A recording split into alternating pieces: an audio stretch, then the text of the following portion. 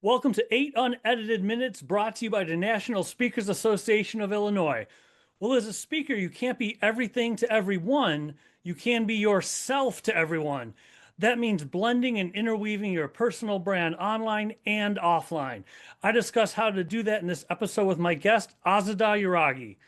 Azadeh is a brand strategist, speaker, author, past president of CAPS BC, and the first Canadian team leader of the West Coast Alliance with the National Speakers Association.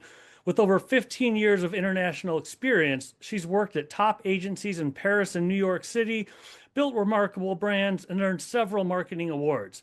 We dive into topics including how to find your brand's voice as a speaker, what happens when people see your online and offline brands and they don't match up, why no other time than now has authenticity and trust been more important to speakers, the one thing above all else that you need to do to successfully blend your online and offline brands, and other golden nuggets of advice. You're going to love this show.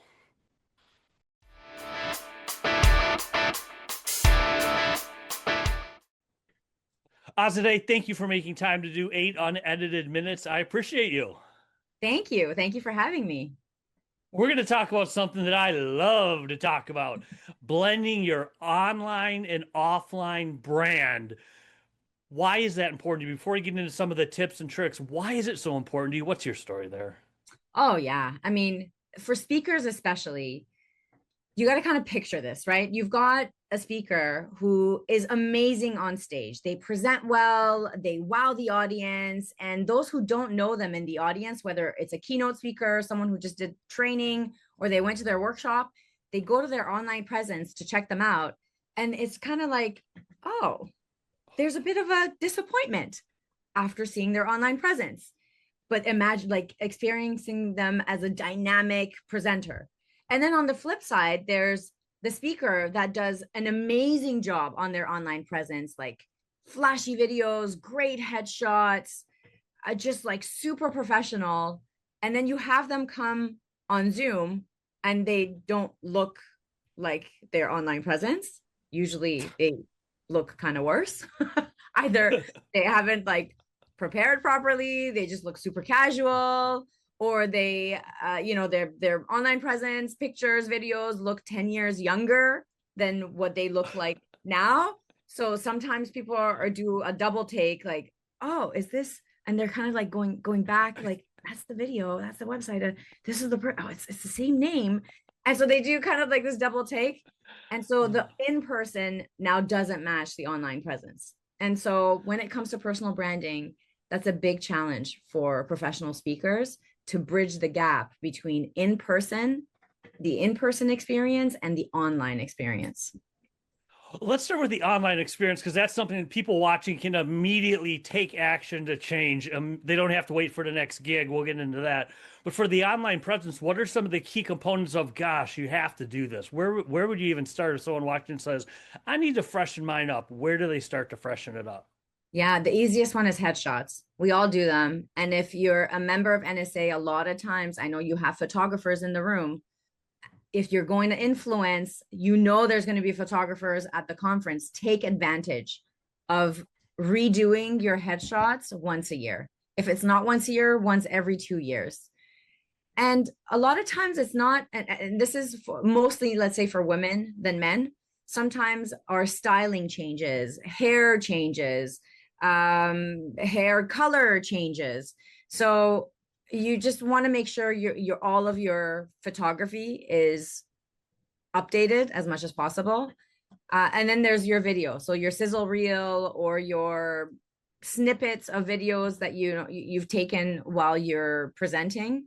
If they're from 10 years ago, then yes, maybe you don't look similar to what you look like now, but also maybe your messaging has changed. Maybe if those video takes are from 4 years ago or 5 years ago, you don't really talk about similar things today, or maybe something has shifted in the message, because it's normal that our businesses evolve and change and our messaging evolves and changes. Not so much that now, you used to be a communication specialist and now you're an AI specialist. You're not flipping lanes per se, but it's more so nowadays, and especially with AI's influence, Maybe there's another take in your messaging that you're talking about now. Whereas 4 or 5 years ago, if you still talk about the same thing, it may feel outdated. So those are some of the things that people are listening for. And you might not even notice because you've moved on and the world's moved on. You know, you're sending your proposals and all that jazz, but people are still going back to your LinkedIn, to your social media, to your website and checking you out. And is all of your content still up to date? Well, with messaging, let's dive in a little bit. What suggestions and tips do you have for people to find the voice? We were talking about it offline. I've had these found people online, especially for a podcast, and it's like prolific in videos and 1,000-word articles, and it's amazing. And then they get on Zoom and it's like, "Hi, how are you?" Like, what happened? How do you find your voice? Gosh, I mean, that's such a great question. How do you find your voice? You have your voice. If you're a speaker, you have your voice. So if you're stuck and you're, let's say what you just like proposed in an interview conversation, I mean, did you just not prepare to come and have a thoughtful conversation? Because you know your message.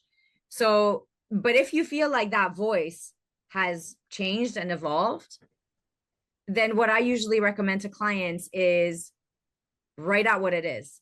The first things I suggest is in the first 3 to 7 seconds, how do you want people to feel about you? Because branding is emotional first and foremost. So if you want people to feel trust, peace of mind, and a sense of calmness with you, then you bring that in your messaging and in your presence, because in those first moments, you want people to connect with you in that way.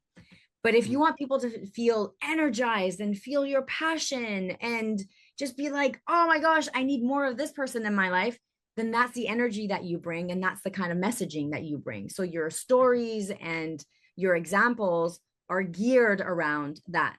And now, again, going back to AI, it's become so much easier to streamline our content by training our AI in our voice, not just letting AI take over by whatever generic voice it has, but training it in the specific voice that you have as a personal brand and as an expert. So once you build an online brand, you do some of the things you just mentioned. What advice do you have for making sure that you bring your online brand offline with you? Your online brand offline. So they're experiencing you online and all your stuff is amazing. And then now you show up in person, and how do you match that amazingness? Well, hopefully you've been authentic, because I'll say that no other time than now has authenticity and trust been ever important as it is today.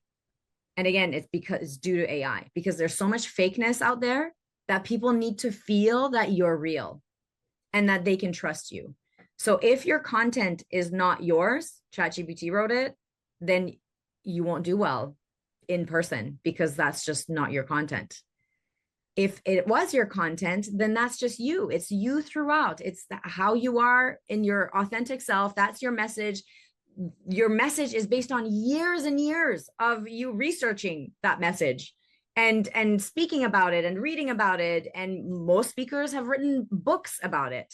So there's no way that there's a disconnect between how you appear online and in person, because that message is through and through. And let's say if you're newer to the speaking world and you're just figuring things out, you're new to it, I hope you're giving yourself grace to learn and evolve in time.